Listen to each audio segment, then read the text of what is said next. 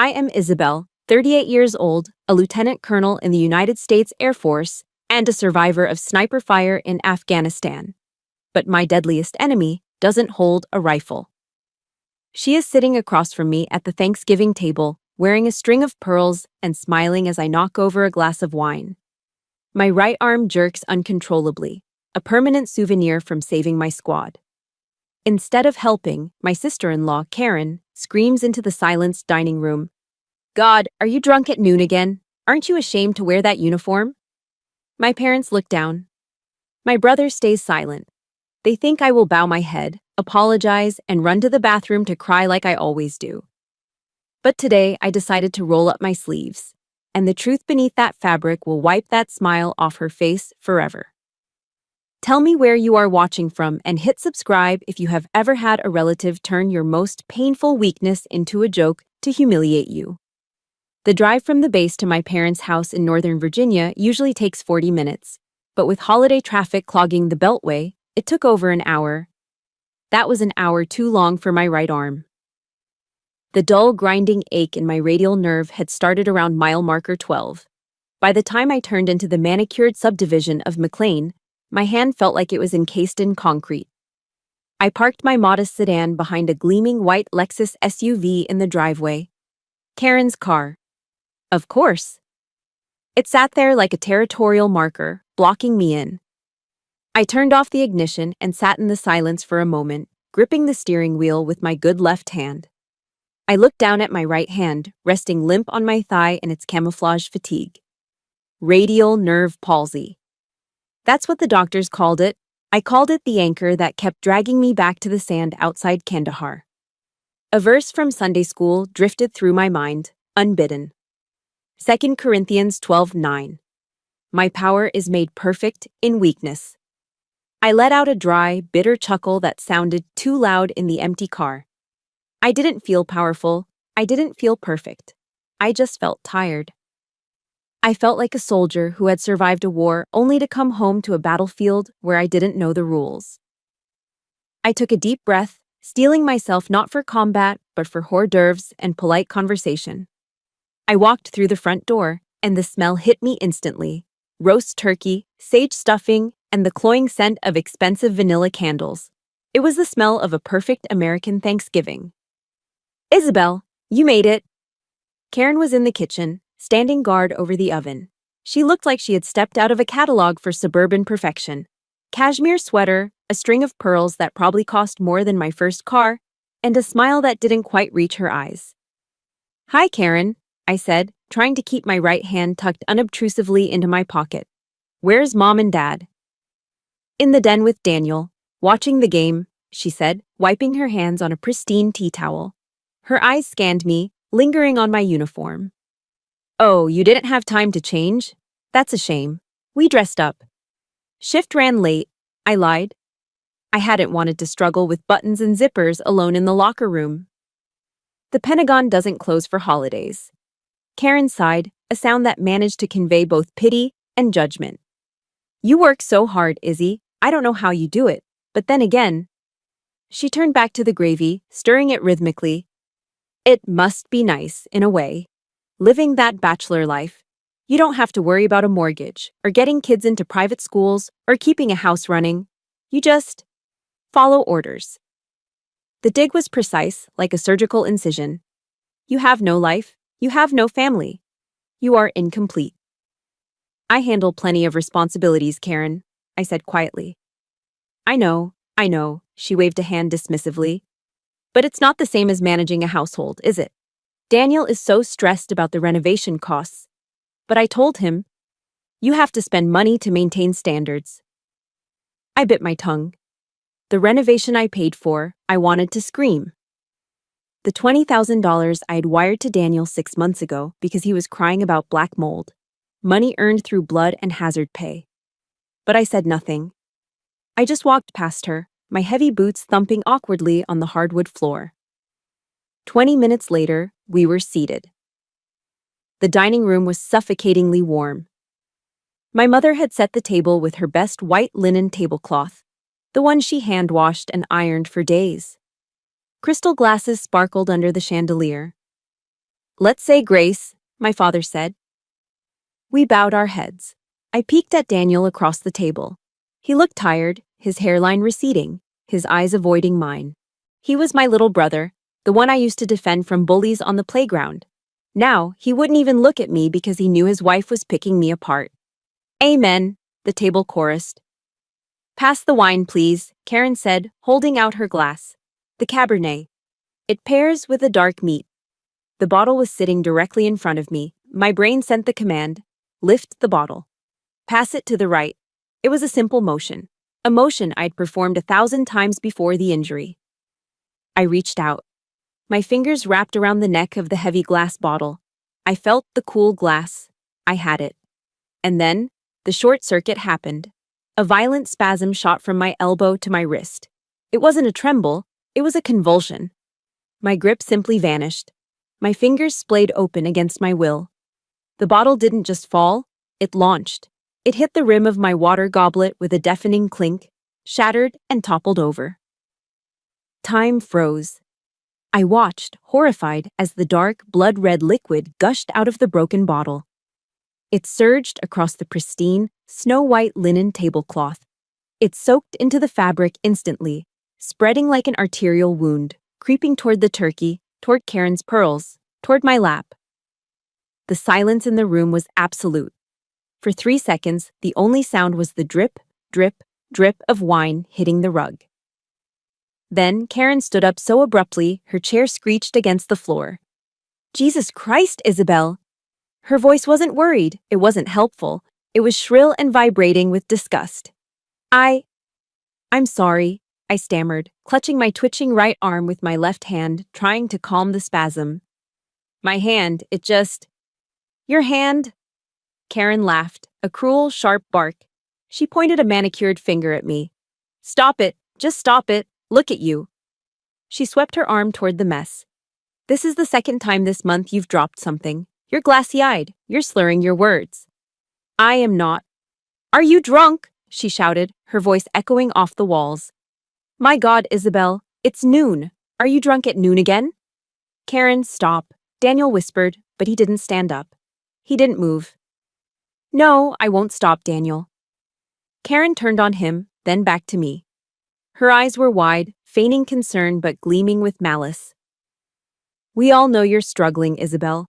But to show up here, in front of your parents, wearing that uniform you're supposed to respect, and getting wasted? It's pathetic. Aren't you ashamed?" I looked at my father. He was staring at his plate, pushing peas around with a fork. I looked at my mother. She was blotting the tablecloth with a napkin, looking like she wanted to cry because of the linen, not because her daughter was being gutted. I sat there, frozen. The smell of the wine was overpowering now, sharp and acidic. It smelled like the fermentation of grapes, but to me, in that moment, looking at the spreading red stain on the white cloth, it smelled like iron. It looked like the sand in Kandahar. My arm gave one last, violent twitch, as if agreeing with the memory. I was a lieutenant colonel. I commanded respect from hundreds of airmen. I had faced enemy fire. But sitting there, watching the red liquid seep into the fibers of the cloth, I felt completely naked. I wasn't a soldier, I was just an inconvenience, a stain on their perfect holiday. And nobody was going to save me.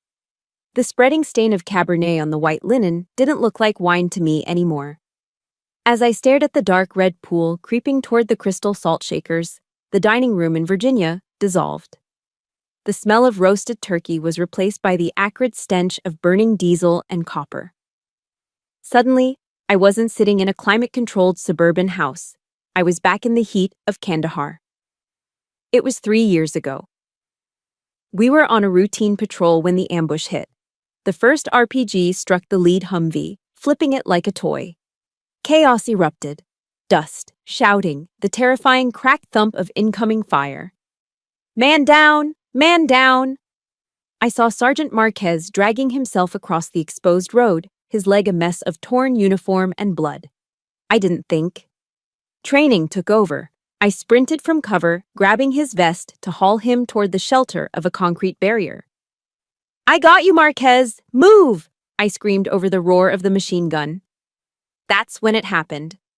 A single, sharp punch to my right arm. It didn't hurt at first. It just felt like someone had hit me with a sledgehammer. Then came the heat. I looked down. My sleeve was shredded. Blood, bright arterial red, just like the wine on the table, was pulsing out in rhythm with my heartbeat, soaking the desert sand. The sniper's 7.62mm round had torn through my bicep, severing the radial nerve instantly. My hand went dead. It just flopped there, useless, like a puppet whose strings had been cut. I didn't scream. I just stared at it, thinking, I need that hand.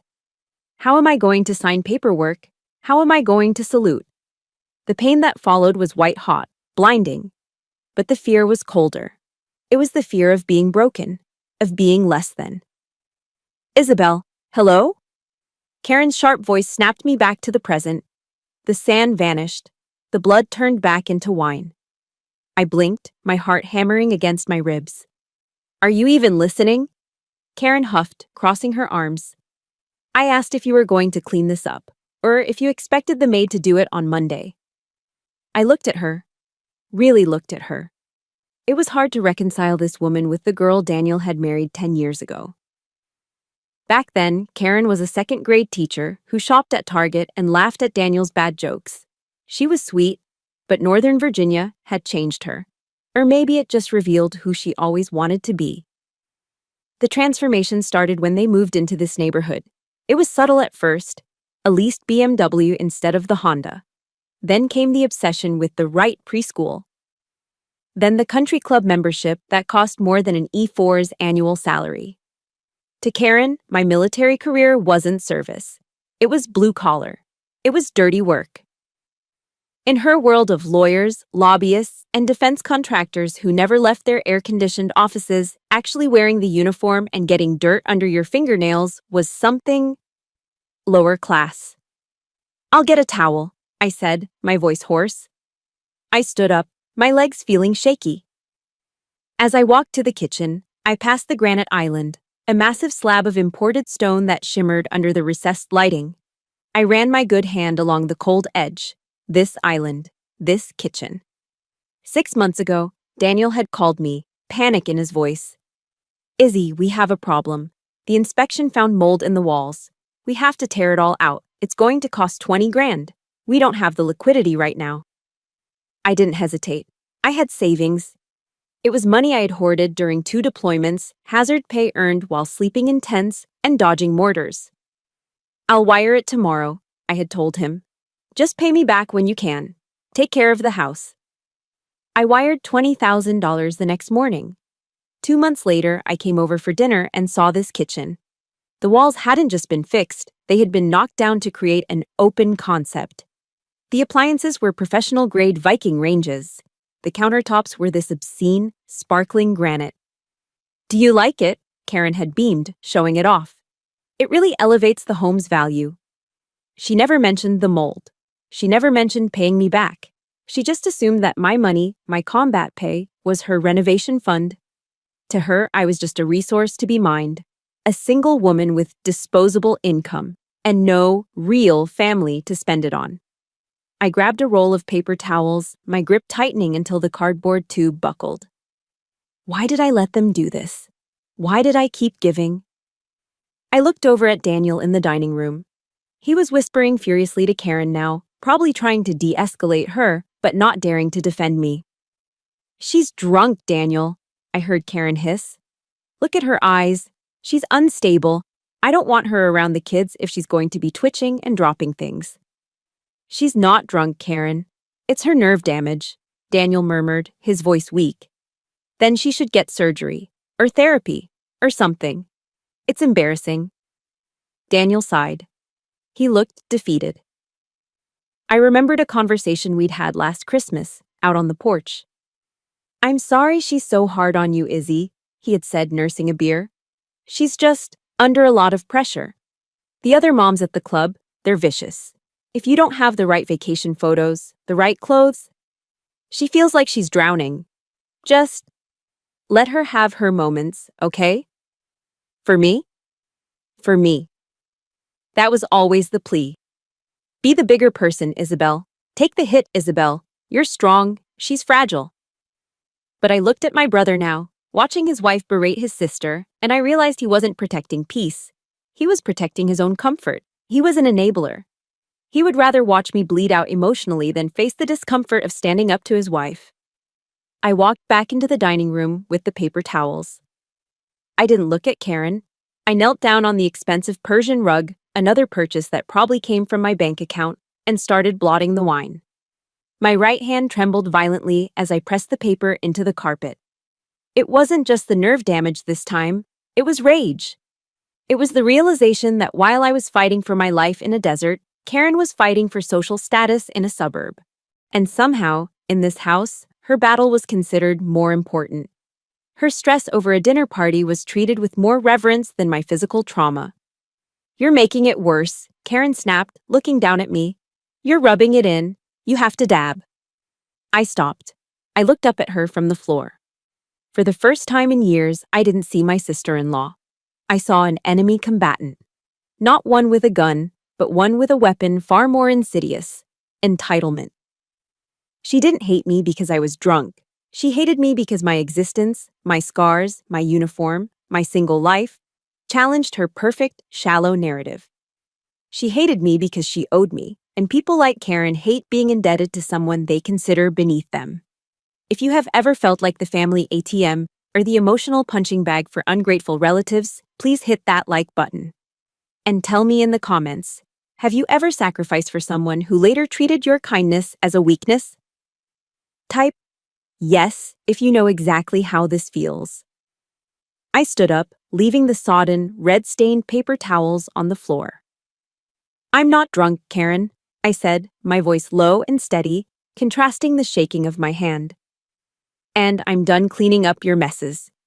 Karen blinked, surprised by the tone. "Excuse me?" "You heard me." I turned to Daniel. "We need to talk. About the $20,000. Now." The air in the room didn't just get heavy, it solidified. 05 a.m. The alarm on my iPhone blared, cutting through the silence of my Arlington apartment. I didn't hit snooze. Soldiers don't hit snooze. I rolled out of bed, my feet hitting the cold hardwood floor. My right arm felt heavy, like a dead weight attached to my shoulder. It was stiff in the mornings, the scar tissue tight and unforgiving. The shower was easy enough. Brushing my teeth with my left hand was a skill I had mastered 3 years ago. But the uniform. The uniform was always a battle. I stood in front of the full-length mirror, staring at my service dress coat. It hung there, crisp, blue, and adorned with ribbons that told the story of my career. But right now, all I cared about were the buttons. Button 1. My left fingers fumbled with the fabric. Button 2. Okay. Button 3. I needed my right hand to hold the fabric taut. I tried to lift it. The signal went from my brain to my bicep, but it got lost somewhere in the ravaged nerves. My hand twitched, fingers curling into a useless claw. "Come on," I whispered, grit in my voice. "Work. Just work." I spent 10 minutes on a task that should have taken 30 seconds. By the time the last button was secured, I was sweating. My forehead was damp, not from heat, but from the sheer, humiliating exertion of dressing myself. I looked perfect on the outside, sharp, professional, commanding. But inside, I felt like a toddler learning to tie her shoes. I grabbed my keys and headed out into the pre-dawn darkness. The commute on I-395 was its usual parking lot. Red taillights stretched as far as the eye could see. I turned on the radio, tuning into a podcast I had downloaded the night before. Brené Brown's voice filled the cabin of my sedan. Vulnerability is not winning or losing. It's having the courage to show up and be seen when we have no control over the outcome. I gripped the steering wheel with my left hand. Courage to be seen. Was that what I was doing? Or was I hiding? At the Pentagon, hiding was the name of the game. I parked in the massive north lot and walked the long corridors to my office in the E-Ring. The building hummed with power. Generals, admirals, and high-level civilians moved with purpose. Here, weakness was not an option. You were either mission-capable or You are out. I had a briefing at R90 with a 2-star general regarding logistics for the Pacific Theater. I walked into the conference room, my folder tucked firmly under my left arm. Colonel Barry, the general nodded. Good to see you. Let's hear the update. I stood at the head of the table. I didn't use a laser pointer. My right hand wasn't steady enough. I used the clicker with my left. Sir, as you can see on slide 4, supply chain disruptions are projected to decrease by 15%, I said, my voice steady, projecting authority. But under the mahogany table, my right hand was having a seizure. The stress of the presentation, the adrenaline, it all triggered the palsy. My hand was vibrating against my thigh. I clamped my elbow against my ribs, hard, trying to physically crush the tremor into submission. Don't look down. Don't let them see. If they see you shaking, they'll think you're nervous. Or worse, broken. The general narrowed his eyes, looking at me. For a terrifying second, I thought he saw it. I thought he was going to ask, Colonel, are you fit for duty? Good work, Barry, he said instead. Dismissed. I walked out of the room, my back straight. I made it to the nearest women's restroom, locked myself in a stall, and leaned my forehead against the cool metal door. I was shaking all over now. It was exhausting. It was a performance that never ended. My phone buzzed in my pocket. I pulled it out, hoping for an email from my team. It was a text from Karen. I know you're probably angry, Izzy. But Daniel and I talked. We're really worried about your drinking. I found a great outpatient rehab center in Alexandria. It's discreet. I already sent them your info. Please do this for us. Don't embarrass Mom and Dad anymore. I stared at the screen. The audacity was breathtaking. She wasn't apologizing for the money. She wasn't apologizing for the scene at Thanksgiving. She was doubling down. She was rewriting reality. In Karen's version of the world, she wasn't a thief who stole my combat pay for granite countertops. She was a concerned saint trying to save her alcoholic sister-in-law. It was classic gaslighting. And the worst part? It worked. For a split second, I questioned myself. Did I drink too much? I had a glass of wine with dinner occasionally. Was that too much? Was my hand shaking because of the nerve damage, or was my body failing me in other ways? No. No, this was the injury. I knew that. The doctors knew that. But Karen didn't care about the truth. She cared about the narrative.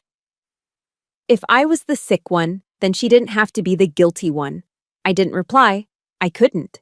If I typed what I wanted to say, I would regret it. I left work late, grabbing Thai takeout on the way home. My apartment was quiet. Too quiet. No kids running around. No husband asking about my day. Just the hum of the refrigerator and the sound of the evening news on the TV. I sat on my beige sofa, eating pad thai out of the carton with a plastic fork. My right hand rested on a heating pad, the heat soaking into the stiff muscles. I looked around my living room. It was clean. It was orderly. There were framed photos of my deployments, flags, coins, but it felt cold. It must be nice, Karen had said, living that bachelor life. Was it nice? I walked into the bathroom to wash my face. I looked at myself in the mirror. The fluorescent light was unforgiving. It showed the fine lines around my eyes, the gray hairs I kept dyeing blonde. I looked at my reflection. Who are you? I whispered. I was a lieutenant colonel. I was a donor to my brother's lifestyle. I was a disappointment to my sister-in-law. But was I a failure? Maybe Karen was right. Maybe I was just a broken piece of machinery that didn't fit into the suburban puzzle anymore. Maybe I was destined to be this, capable but alone, respected but unloved. The silence of the apartment seemed to press in on me, suffocating. I needed to hear a voice that didn't judge me. I needed to be somewhere where a shaking hand wasn't a liability, but a badge of honor. But where? Who would understand this? Who would understand that the strongest part of me was the part that was broken? I turned off the light, leaving myself in darkness. The Walter Reed National Military Medical Center in Bethesda is a place of contradictions. It smells of antiseptic and floor wax, but the air is thick with something else, resilience. I was there for my bi-weekly physical therapy session, but first I had a meeting I couldn't skip. Colonel Avery Butcher was waiting for me in the cafeteria. Colonel Butcher was a legend in the Air Force. 60 years old, silver hair cut in a sharp bob, and eyes that could spot a uniform infraction from 100 yards. She had been my mentor since I was a second lieutenant. I spotted her at a corner table, nursing a black coffee. "Colonel," I said, snapping a salute with my left hand before realizing we were in civilian clothes. Old habits. "Sit down, Izzy," she smiled, the expression softening her angular face. "And stop calling me Colonel. We're off duty." I sat, placing my own cup of coffee on the table. My right hand gave a traitorous twitch, and a splash of hot liquid sloshed over the rim, staining the paper napkin. I froze. Instinctively, I pulled my hand back, hiding it under the table, my face burning. I waited for the look. The Karen look. The pity. The disgust. But Avery just watched me over the rim of her cup. "Don't do that," she said quietly. "Do what, ma'am?" "Don't hide it, not from me." She put her cup down. "I saw the report from your neurologist. Radial nerve palsy, permanent damage." I looked down at my lap. "I'm managing it. I'm still mission capable." "I know you are," she said firmly. "But you're treating that tremor like it's a character flaw. Like it's something you have to apologize for." She leaned forward, her voice dropping to that steel core tone she used before a mission briefing. "That shake isn't a weakness, Isabel. It's the receipt. It's the price of leadership. You paid that cost so your people didn't have to. Never hide the receipt." I felt a lump form in my throat. The price of leadership. For 3 years, Karen had made me feel like my injury was a clumsy habit, like spilling wine at a party. Avery just reframed it as a badge of honor. "Thank you, Avery," I whispered. "Don't thank me. Just own it." She checked her watch. "Now, go to PT. Don't make me write you up for malingering." I left the cafeteria feeling lighter than I had in months. The corridors of Walter Reed were busy. Doctors in white coats, Marines in wheelchairs, families pushing strollers. As I headed toward the elevator, a voice boomed across the hallway. "Commander! Commander Barry!" I turned. Hobbling toward me as fast as his crutches would allow was a man I hadn't seen in 3 years. He was missing his left leg below the knee, the metal pylon of his prosthetic glinting under the fluorescent lights. "Sergeant Marquez," I gasped. "It is you!" He grinned, his face breaking into a wide, genuine smile that erased the lines of pain around his eyes. "I told you, Leo. I told you she was real." Trailing behind him was a little boy, maybe 7 years old, holding a toy airplane. He looked from his father to me with wide, dark eyes. "Sergeant," I said, stepping forward to grasp his hand. But before I could, he dropped one crutch and enveloped me in a bear hug. It was awkward, unbalanced, and smelled of Old Spice and sweat. And it was the best hug I had received in a decade. "Look at you," he said, pulling back, his hands gripping my shoulders. "You look good, ma'am." "I look like a desk jockey," I laughed, blinking back tears. "You're the one looking good. How's the leg?" "Takes some getting used to." He tapped the metal shin with his crutch. "But I'm walking. I'm alive." He turned to the little boy. "Leo, come here." The boy stepped forward shyly, clutching his toy. Marquez shifted his weight, wincing slightly as he lowered himself onto his good knee, bringing himself to eye level with his son. He pointed at me. "Leo, you remember the story I told you about the angel in the desert?" The boy nodded solemnly. "This is her," Marquez said, his voice thick with emotion. "This is Lieutenant Colonel Barry. She's the reason Daddy came home." He looked up at me, then gently took my right hand, the shaking one, the ugly one, and held it out for his son to see. My hand trembled in his grip, but he didn't let go. "See her hand, Leo," Marquez said softly. "See how it shakes?" The boy nodded, his eyes fixated on my twitching fingers. "That's not because she's scared," Marquez said. "It shakes because she took the pain for me. She caught the bad thing that was meant for Daddy, so I could come back and teach you how to play baseball. That shaking, that's what a hero looks like." Leo looked up at me. There was no judgment in his eyes. No, why are you drunk at noon? No, you're embarrassing the family. There was only awe. Thank you for saving my daddy, Leo whispered. Then he did something that broke me. He reached out and touched my shaking hand with his small, warm fingers. He patted it like he was soothing a hurt animal. I couldn't breathe. The air in the hallway felt crystalline. In that moment, the image of Karen sneering at me over the Thanksgiving turkey dissolved. The memory of Daniel looking away in shame evaporated. I looked at Marquez, a man who had lost a leg and still smiled. I looked at Avery, a woman who demanded I own my scars. I looked at Leo, a child who understood sacrifice better than my own adult brother. This was it. This was my tribe. These people, strangers, subordinates, mentors, they saw me. They didn't see a single childless woman with a disability. They saw Isabel Berry. They saw the soldier. They saw the sacrifice. I realized then that I had been seeking validation from the wrong source. I had been begging for water from a dry well. Karen and Daniel would never understand this. They couldn't. Their world was too small, bounded by granite countertops and social ladders. My world was here, in the blood and the bond and the survival. I squeezed Leo's hand gently with my trembling fingers. You're welcome, Leo, I choked out. Your daddy is a brave man. So are you, Marquez said, standing up. Don't you ever forget that, ma'am. I walked away from them 10 minutes later, heading toward the parking garage. My hand was still shaking. The nerve damage hadn't magically healed.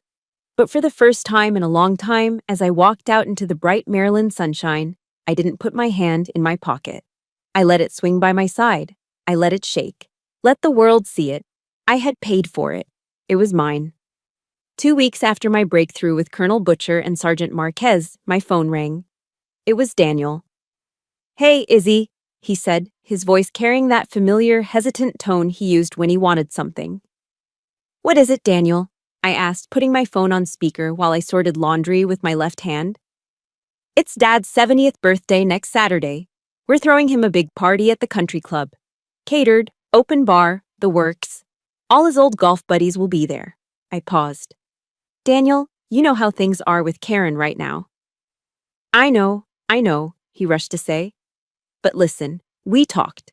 She promised to be on her best behavior. Seriously, she knows she crossed a line at Thanksgiving. She just wants everything to be perfect for Dad. Please, Izzy, it's a milestone. If you're not there, it'll break Dad's heart. Do it for Dad. The ultimate guilt trip. I sighed, looking at my trembling right hand resting on the folding table. I felt stronger now, thanks to Marquez. I had armor. Fine, I said. I'll be there. But one strike, Daniel, one comment, and I'm gone. Deal. Thank you, Izzy. Really. I arrived at the country club on Saturday evening, wearing a navy blue cocktail dress. It was sleeveless, exposing the scar on my right arm. For the first time, I didn't try to cover it with a shawl or a cardigan. Let them see.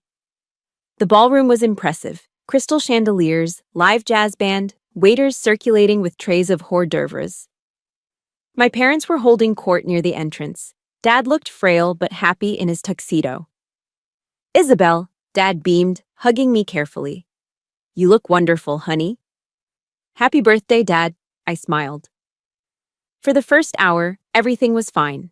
I stuck to sparkling water with a lime twist. I made polite conversation with my parents' friends, answering questions about the Pentagon with practiced vague answers.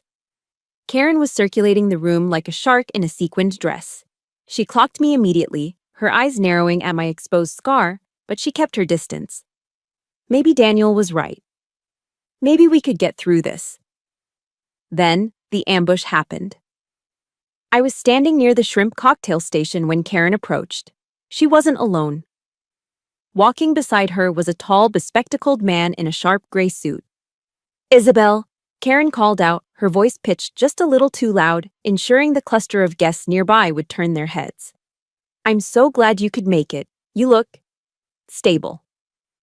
I stiffened. Hello, Karen. She turned to the man beside her. Isabel, I want you to meet Dr. Aris. He's a very dear friend from the club, and he runs the Serenity Ridge Center in Loudoun County. I knew that name. Serenity Ridge was a high-end addiction recovery facility, the kind where celebrities went to dry out. Dr. Aris, Karen continued, placing a hand on my left shoulder, the good one, in a gesture that felt less like affection and more like restraint. This is my sister-in-law, Isabel. We were discussing her situation the other day. Dr. Aris looked uncomfortable. He adjusted his glasses. Pleasure to meet you, Ms. Barry. It's Lieutenant Colonel, I corrected him, my voice cool. Right, Karen interrupted with a tight, sympathetic smile. Anyway, Dr. Aris, Isabel has been going through a very difficult time since she came back. The shaking, the mood swings. We're all just so worried about her coping mechanisms. The conversation in our immediate circle died. People were listening. I could feel their eyes, curious, judging, boring into me. Karen, I said, keeping my voice low. This is not the place. Oh, stop being so defensive, Izzy, she sighed, playing the role of the long-suffering martyr perfectly. We're family. We just want you to get help. Dr. Aris said he has a bed opening up next week, and I told him. You told him what? I asked, my heart pounding. That we would cover the cost, she said, loud enough for my father's golf partner to hear. We know you can't afford that kind of care on a government salary, and we don't want you spiraling any further. It was a masterclass in public humiliation. Under the guise of generosity, we'll pay, and concern, we're worried. She was painting me as a charity case and a drunk, right in front of the people my parents respected most. I looked around the room, frantic. Where was Daniel? I spotted him by the bar, 10 feet away. He was watching us. He heard every word. He saw Karen cornering me with an addiction specialist at his father's birthday party. Our eyes locked. Help me, I pleaded silently. Tell them the truth. Tell them I gave you $20,000. Tell them my hand shakes because of a sniper bullet, not a bottle of vodka. Daniel held my gaze for 1 second. 2 seconds. Then he looked down at his glass of scotch. He swirled the ice cubes. And he turned his back. He turned his back on me. Something inside me snapped. It wasn't a loud snap. It was the quiet final sound of a bridge collapsing. The brother I had protected on the playground, the brother I'd bailed out financially, the brother I'd loved. He was gone. In his place was a coward who would sell out his own blood to keep his wife happy. I looked back at Karen. She was smiling at me, a triumphant glint in her eyes. She thought she had won. She thought I would crumble, cry, or run away in shame, like I usually did. She thought she had shamed me into submission. She was wrong. I looked down at the glass of sparkling water in my right hand. My arm was trembling violently now. The ice cubes clinked against the glass. Tink, tink, tink. A frantic rhythm. But this time, the shaking wasn't fear. It wasn't weakness. It was fury. It was the cold, concentrated rage of a soldier who realizes the rules of engagement have changed. I wasn't at a family party anymore. I was in a hostile zone. And in a hostile zone, you don't retreat. You return fire. I didn't say a word. I just tightened my grip on the glass until my knuckles turned white. The water sloshed over the rim, wetting my fingers, but I didn't drop it. Karen's smile faltered slightly as she saw the look in my eyes. The concern on her face slipped, revealing the uncertainty underneath. She expected tears. Instead, she was looking at a predator. You think I need help, Karen? I asked, my voice deadly calm, carrying over the soft jazz music. Well, yes, obviously, she stammered, glancing at Dr. Aris for support. Dr. Aris, I said, turning to the doctor, ignoring Karen completely. I hope you're good at crisis management, because you're about to witness one. I took a step forward. My hand was still shaking, but my resolve was granite. The time for silence was over. The jazz band was playing a soft rendition of Fly Me to the Moon, but all I could hear was the rushing of blood in my ears. Karen stood there, smugness radiating off her like heat, waiting for Dr. Aris to take me away, waiting for me to crumble.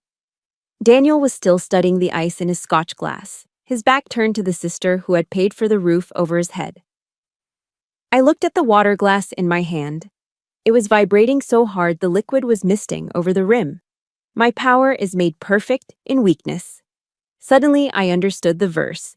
It wasn't about being passive. It wasn't about enduring. It was about using the broken parts of yourself as a weapon when you have nothing left to lose. I walked past Dr. Eris. I walked past Karen. I walked straight to the nearest high-top cocktail table, where a group of my father's golf buddies were watching the scene unfold. Slam! I brought the heavy glass down on the table with enough force to threaten the crystal. The sound was like a gunshot in the polite murmur of the ballroom. Silence. Instant, absolute silence. The band stopped playing. A waiter dropped a spoon. Every head in the room, 50, maybe 60 people, turned toward me. You want to talk about my difficulties, Karen? I asked. My voice wasn't shouting, but it projected perfectly to the back of the room. It was my command voice, the voice that cut through wind and rotor wash. You want to discuss my situation in front of Dr. Eris and half of Northern Virginia? Let's do it. Karen blinked, her smile faltering. Isabel, please, you're making a scene. You're drunk. Stop, I said. It was a command, not a request. I reached across with my left hand to my right shoulder. The fabric of my cocktail dress was silk, expensive. I didn't care. I grabbed the sleeve and yanked it up. It bunched, resisting, but I pulled harder, rolling it all the way up to my shoulder, exposing the entirety of my upper arm. The gasps were audible. Under the soft chandelier light, my arm looked brutal. The scar was a deep, jagged crater where the muscle used to be. The flesh around it was withered, the bicep atrophied and twisted. It was purple, white, and angry. It was the kind of wound you only see in trauma centers or war zones, not at country club birthday parties. Look at it, I demanded, sweeping my gaze across the room. I held my arm out. It was shaking violently, spastic, and uncontrollable. This isn't alcohol, I said, pointing to the tremor. This is what happens when a 7.62mm sniper round tears through your arm at 2,000 feet per second. I turned to Dr. Eris. The man looked like he wanted to dissolve into the floor. Doctor, you're a medical professional. Does this look like the tremor of an alcoholic to you? Or does it look like radial nerve palsy caused by catastrophic trauma? It appears to be neurological trauma, Dr. Eris stammered, adjusting his glasses, stepping away from Karen. I turned my sights back to Karen. She'd gone pale, her hand flying to her pearl necklace. It happened 3 years ago in Kandahar, I said, my voice shaking with emotion now. I was dragging a man to safety. I took the bullet meant for him. That's why my hand shakes, Karen. Because the nerve is dead, not because I'm drunk at noon. I didn't know, Karen whispered, her eyes wide. You didn't know. I laughed, a harsh, humorless sound. How could you not know? Did you ever ask? In 3 years, did you ever once ask me what happened over there? Or were you too busy judging me for not fitting into your picture-perfect life? Isabel, that's enough. Daniel finally spoke up, turning around. He looked terrified. We can talk about this privately. Privately? I wheeled on him. Like how you privately took my $20,000. A murmur ripped through the crowd. $20,000? That's right, I said, addressing the room again. 6 months ago, my brother told me he needed money for mold remediation. He cried poor. So I wired him $20,000 of my combat pay, hazard pay, money I earned getting shot at. I pointed a shaking finger at Karen. And what did you do with it? Did you fix the mold? No, you bought Viking appliances. You bought granite countertops. You bought those pearls. Karen recoiled as if I had slapped her. You took my blood money and used it to renovate your kitchen, I said, my voice dropping to a whisper that was somehow louder than a scream. And then you had the audacity, the sheer, unadulterated gall, to stand here and tell everyone I'm a charity case who needs rehab. My father stepped forward, his face gray. Daniel, is this true? Daniel opened his mouth, but no sound came out. He looked at Karen.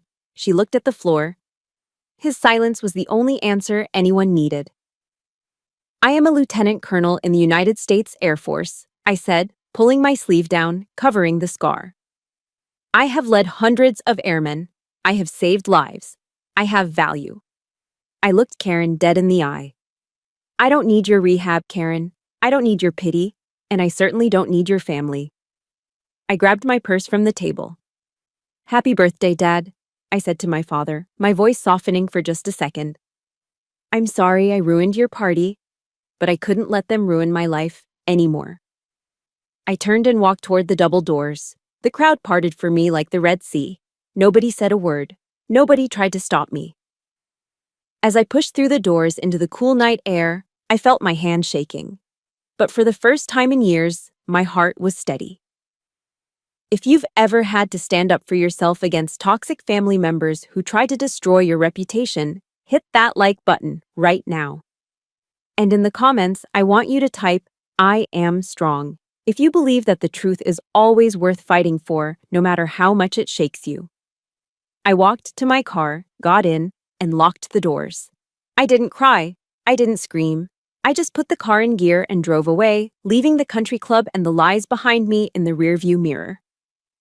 The morning after the birthday party, I woke up to a digital siege.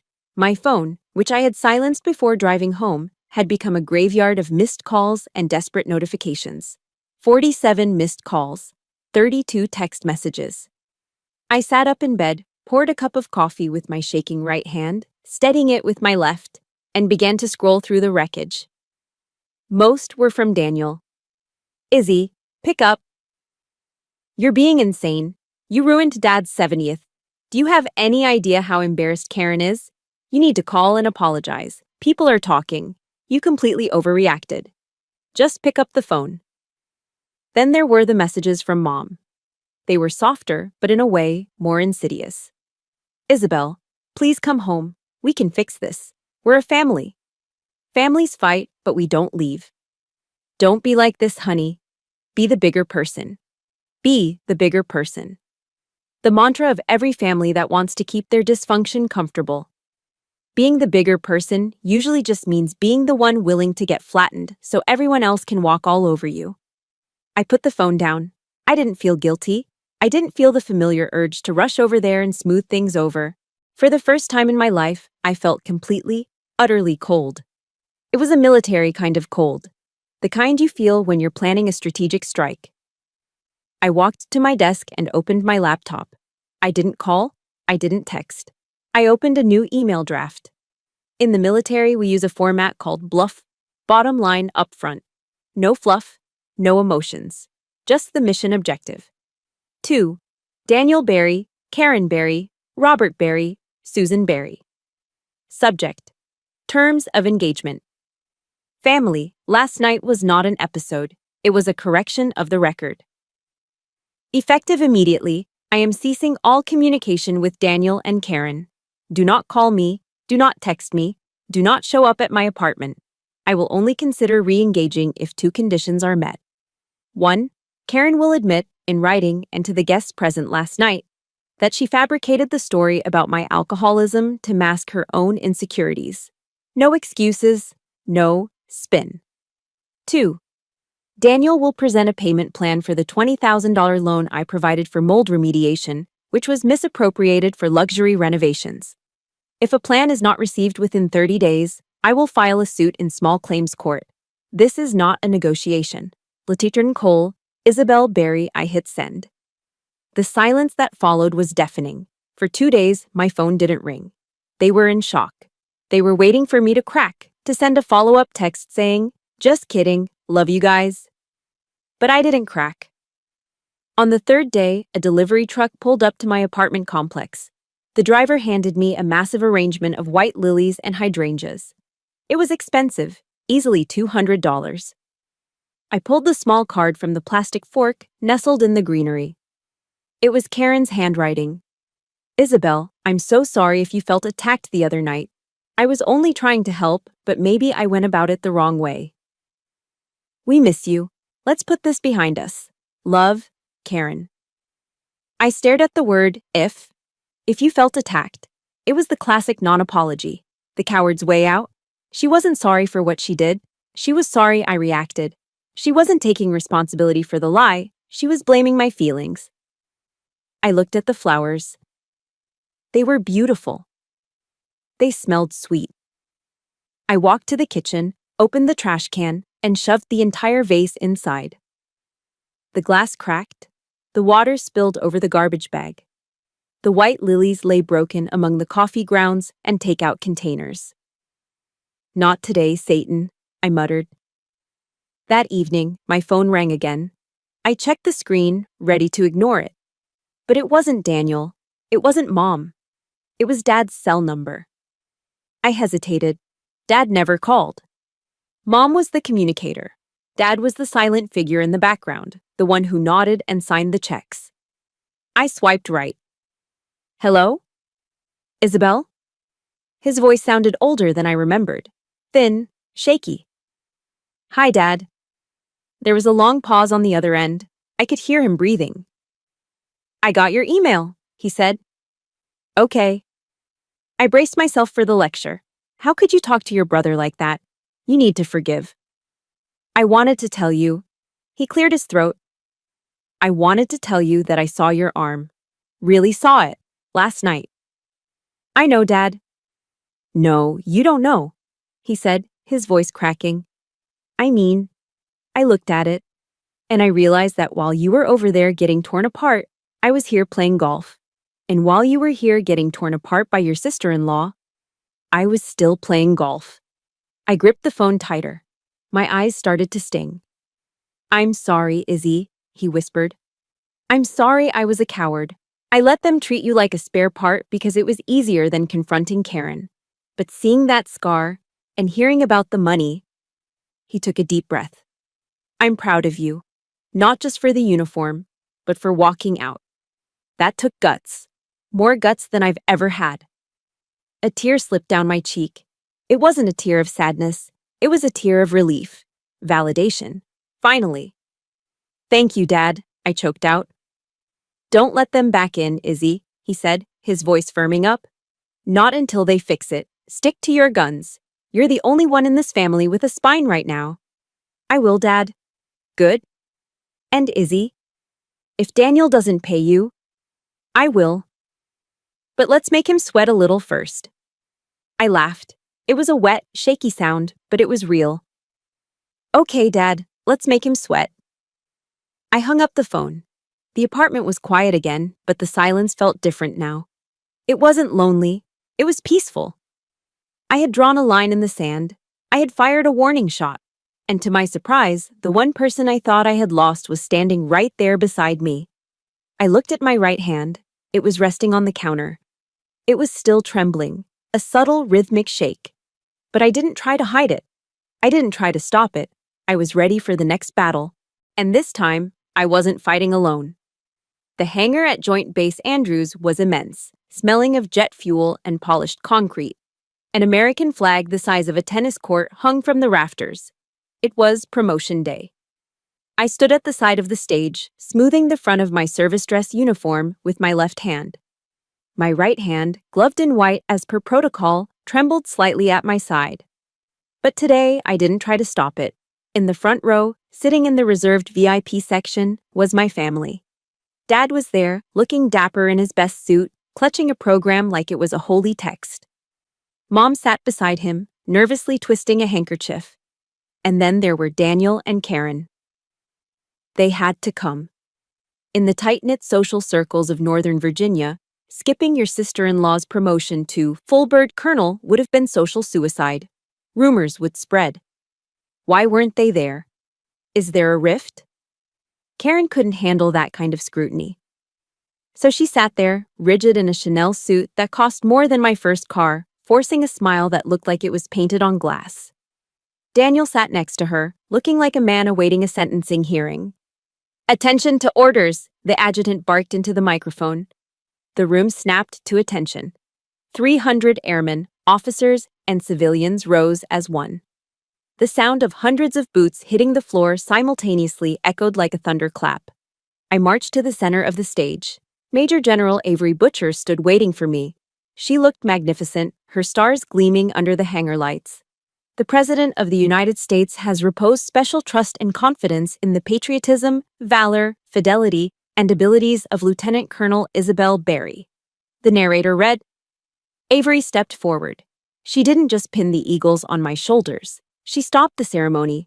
She waved her hand, signaling the narrator to pause. This wasn't scripted. She walked to the podium and lowered the microphone. Before we proceed, Avery said, her voice resonating through the silent hangar, I want to speak about the officer standing before you. She turned and pointed at me. I have heard whispers, Avery continued, her eyes scanning the front row, lingering deliberately on Karen. Whispers about Colonel Berry's injury. Whispers that perhaps she is damaged, that her shaking hand makes her weak. The silence in the room was absolute. You could hear the hum of the ventilation system. Let me tell you about that hand, Avery said, her voice dropping to a fierce, quiet intensity. 3 years ago, in a dusty alley in Kandahar, that hand didn't shake. That hand reached into a burning Humvee. That hand grabbed a wounded NCO and dragged him 50 yards under heavy sniper fire. That hand took a 7.62mm round that severed the radial nerve and still refused to let go of her brother in arms. She paused, letting the words sink in. That tremor you see? That is not weakness.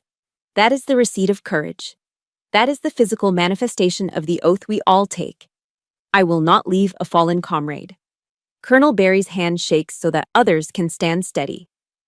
Tears pricked my eyes. I stared straight ahead, keeping my bearing, but my heart was swelling so big I thought it would burst my ribcage. Sergeant Marquez? Avery called out. From the side of the stage, Marquez hobbled out on his crutches. He wasn't in uniform. He had been medically retired, but he wore a suit, and on his lapel was the Purple Heart pin. He stopped in front of me.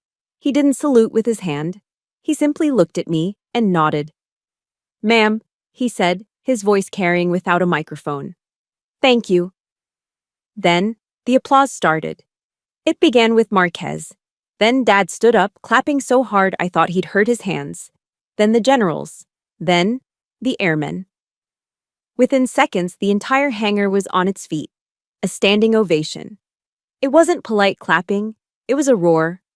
It was a wave of respect and affection that washed over the stage, drowning out the years of insecurity and shame. I looked down at the front row. Dad was crying openly. Mom was clapping, looking at me as if she was seeing me for the first time. And then there was Karen. She was the only person sitting down. She looked small. Surrounded by heroes, surrounded by people who valued sacrifice over status, her expensive suit and her meticulously highlighted hair looked ridiculous. She looked like a costume jewelry bauble in a vault of diamonds. She wasn't looking at me. She was looking at her lap, her face burning a deep, humiliated crimson. She realized finally that in the real world, the world of life and death, of honor and duty, her judgments meant absolutely nothing. Her country club membership held no currency here. She was invisible. Beside her, Daniel stood up. He looked down at his wife, huddled in her seat. Then, he looked up at me. For the first time in years, I saw clarity in his eyes. He saw the contrast. He saw the sister who had saved lives and the wife who destroyed reputations. He saw the substance versus the shadow. He started to clap. Slowly at first, then harder. He clapped until his hands were red. He looked at me, and he mouthed the words. I'm sorry. I nodded at him, a tiny, almost imperceptible movement. General Butcher stepped back in front of me. She took the silver eagles, the rank of a full bird colonel, and pinned them onto my epaulets. Congratulations, Colonel, she whispered. Thank you, General, I replied, my voice steady. I raised my right hand to salute. It shook. It trembled violently as I brought it to my brow. But nobody looked away. Nobody sneered. 300 people saluted back, honoring the tremor just as much as the rank. I held the salute for a long moment, looking out over the sea of blue uniforms. I had won. Not by fighting Karen on her level, but by rising to mine. The truth had exploded, and in its light, the darkness of my family's dysfunction had nowhere left to hide. 8 months had passed since the promotion ceremony. The seasons had turned, the humid Virginia summer giving way to a crisp, golden autumn that painted the trees in shades of burnt orange and crimson.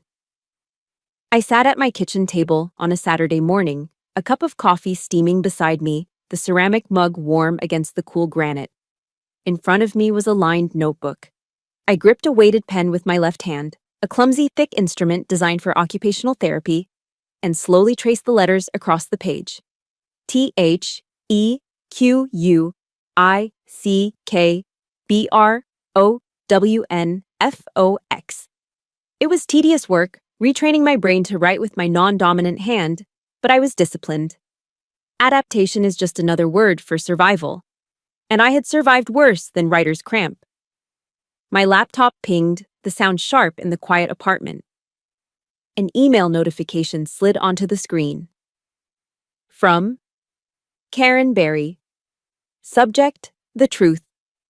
I hesitated, my hand hovering over the trackpad. For the last 8 months, communication had been sparse. Daniel had set up a payment plan for the $20,000. A check arrived every month like clockwork, accompanied by short, polite texts about the weather or the kids. But Karen had been silent. I clicked open the email. Isabel, I'm writing this because Dr. Evans suggested I put my thoughts into words before asking to see you. I've been in therapy twice a week for the last 6 months. Daniel moved into the guest room after your promotion. He told me he couldn't look at me the same way. He said if I didn't fix myself, he was filing for a trial separation. That woke me up. I'm not writing to make excuses. I'm writing to tell you why I hated you. It wasn't because you were drunk. It was because you mattered. You had a purpose. You saved lives. I have a big house and expensive clothes, but when I look in the mirror, I don't see anything real.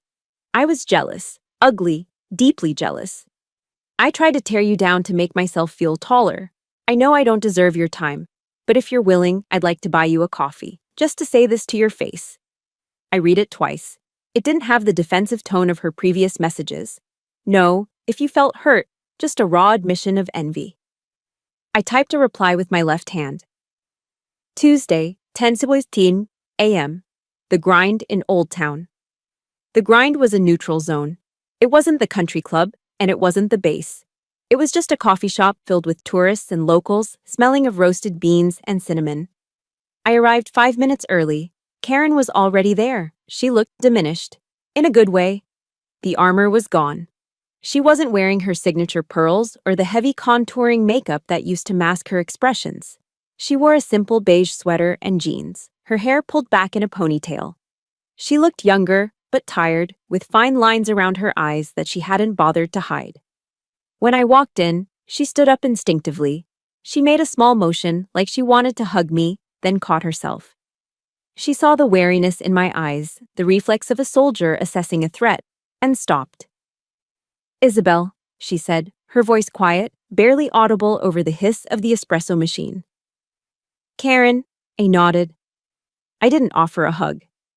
I pulled out a chair and sat down. She sat opposite me, her hands wrapped around a mug of herbal tea as if seeking warmth. I noticed she wasn't wearing her massive diamond wedding ring, just a simple gold band. Thank you for coming, she started, looking down at her tea. I didn't think you would. I was curious, I said honestly. Your email was different. It was the truth, she whispered. She looked up, and her eyes were rimmed with red. That day at the ceremony, watching everyone stand up for you, watching Daniel look at you with such pride, it broke me, Izzy. It broke the delusion I was living in. Tears spilled over her lashes.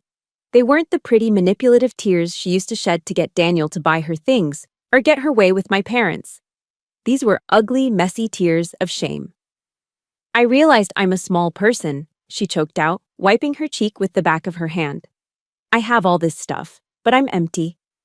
And instead of trying to fill myself up with something good, I tried to empty you out. I tried to make your injury, your sacrifice, into something dirty so I wouldn't have to feel inferior. I watched her cry. A year ago, this sight would have given me a savage sense of satisfaction, vindication. But now, sitting here as a colonel, As a woman who had found her tribe with Avery and Marquez, I didn't feel triumph. I just felt a distant, weary pity. She was right. She was small. And I had been letting a small person cast a very long shadow over my life. I reached into my purse and pulled out a tissue packet. I slid it across the wooden table. "Wipe your face, Karen." She took it, dabbing at her eyes, sniffing. "I'm so sorry. About the money, about the rumors, about everything." I took a sip of my black coffee. The caffeine was sharp and grounding. "I accept your apology," I said. Karen's head snapped up, hope flaring in her eyes like a lit match. "You do? Does that mean—" "Stop!" I raised my left hand. "Listen to me clearly." I leaned forward, locking eyes with her. "I accept your apology because I don't want to carry the weight of hating you anymore. It's heavy, and I have enough to carry with this arm." I pointed to my right arm, resting on the table. "But acceptance is not restoration," I continued, my voice steady and firm. "Trust is like a mirror, Karen. You didn't just scratch it, you took a hammer to it, you shattered it." Karen flinched, looking down at the table. "We can glue the pieces back together," I said. "We can be civil. I will come to Thanksgiving. I will be an aunt to your children. I will be a sister to Daniel. But the cracks in the mirror will always be there.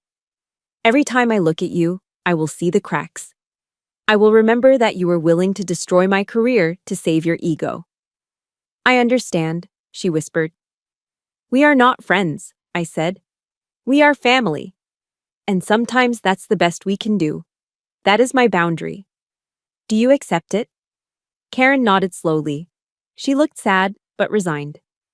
"I accept it. I'll earn back whatever scraps of trust I can. I promise." "Good." I finished my coffee and stood up. I didn't offer to pay for her tea. I didn't say, "I love you." "I have to get back to the base," I said. "I'll see you at Christmas. Tell Daniel I received the check."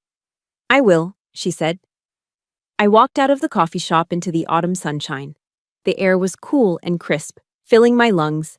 I felt lighter. Not happy, exactly, but clear. The war with my family was over. There was no treaty of eternal friendship, no magical erasing of the past. Just a ceasefire.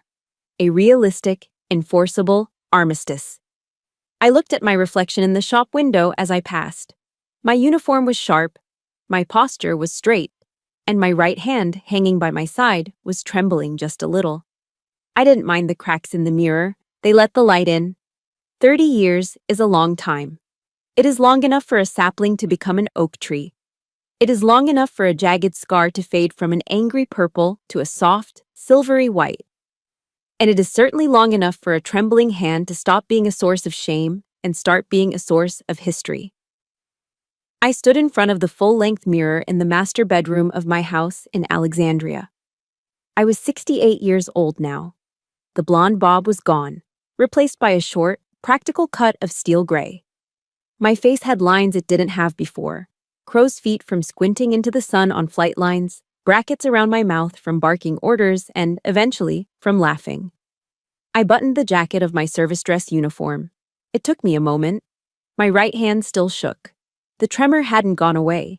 If anything, age had joined forces with the nerve damage to make the rhythm a little more pronounced.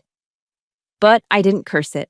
I didn't sigh in frustration like I used to in that small apartment in Arlington.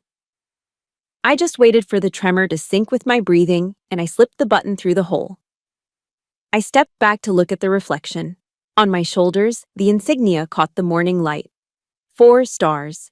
General Isabel Berry. I smiled at the old woman in the glass.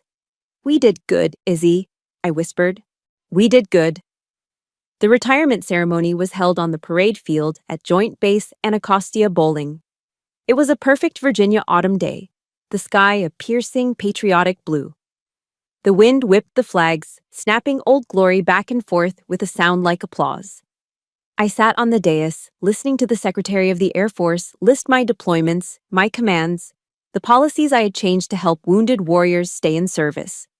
It sounded impressive, but my eyes were fixed on the front row. My parents were gone now, resting side by side in Arlington National Cemetery. But the seats weren't empty. Daniel was there. He was bald now, heavier, moving a little slower due to arthritis. But he sat tall. Beside him was Karen. Karen. The woman who had once been the villain of my story had become something else entirely. Time is a brutal sculptor. It chips away the vanity. After our ceasefire 30 years ago, life had humbled her. Daniel's threat of separation had been real, and she had done the work. For the last 20 years, she had volunteered 3 days a week at the VA hospital, reading to blinded veterans and helping amputees learn to navigate their new kitchens. She wasn't wearing Chanel today. She was wearing a sensible wool coat and comfortable shoes. When our eyes met across the grass, she didn't look away. She smiled, a soft, genuine smile that reached her eyes. It was a smile of peace. The mirror we had glued back together still had cracks, yes. But over 3 decades, we had grown vines and flowers over those cracks. We had made it beautiful in a broken kind of way. After the ceremony, during the reception, I felt a tug on my pant leg. I looked down. It was Jack, Daniel's youngest grandson. He was 8 years old, missing a front tooth, and holding my service cap in his hands. "Grandma Izzy?" he asked. Even though I was his great-aunt, I had earned the title. "Hey there, Ace," I said. My knees popped audibly as I knelt down to be eye level with him. The grass was cool under my dress shoes. "Can I wear it?" he asked, holding up the hat with the silver lightning clouds on the bill. "You have to earn it," I teased, but I took the hat and placed it gently on his head. It was massive, sliding down over his ears and covering his eyes. He giggled, pushing it back up. Then he stopped laughing and looked at my hand. It was resting on his small shoulder, vibrating with its constant familiar rhythm. "Grandma," he whispered, looking concerned. "Does your hand shake when you have to shoot the bad guys?" I saw Daniel and Karen freeze nearby, listening. 30 years ago, a comment like that would have started a war. Today, it was just a question from a child.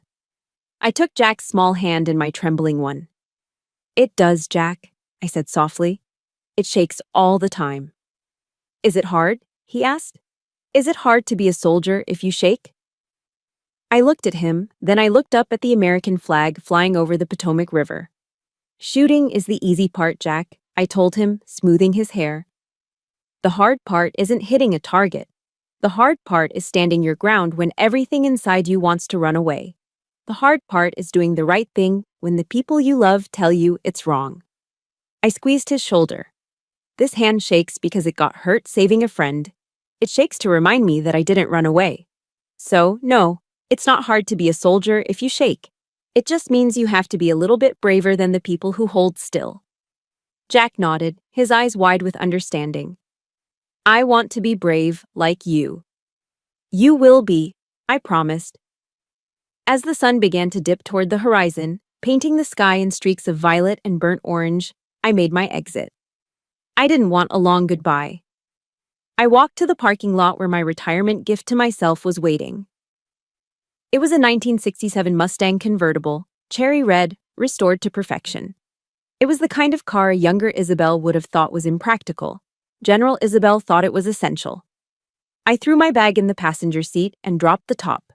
I climbed in, the smell of old leather and gasoline filling my senses. It was the smell of freedom. I fired up the engine.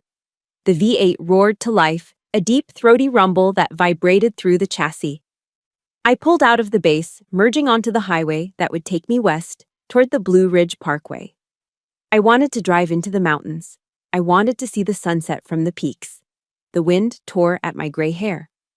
The radio was playing an old classic rock song. I felt the vibration of the steering wheel under my palms.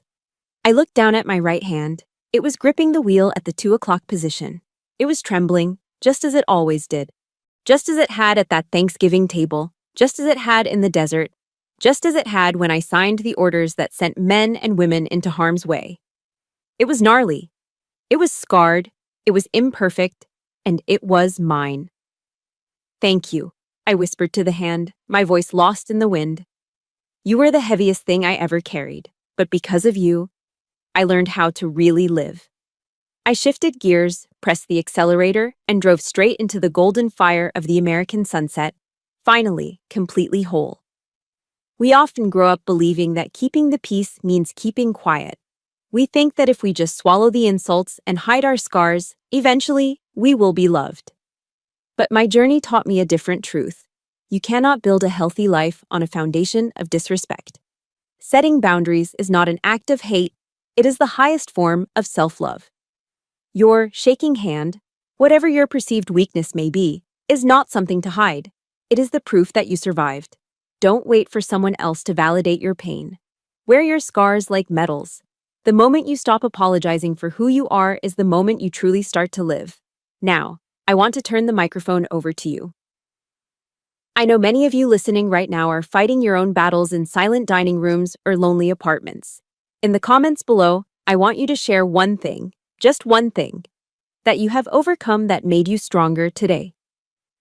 Let's turn this comment section into a hall of fame for survivors. And if my story gave you even a tiny spark of courage, please hit that like button and subscribe to the channel. Let's build a community where we don't hide our shaking hands, we raise them high together. I'll see you in the next story.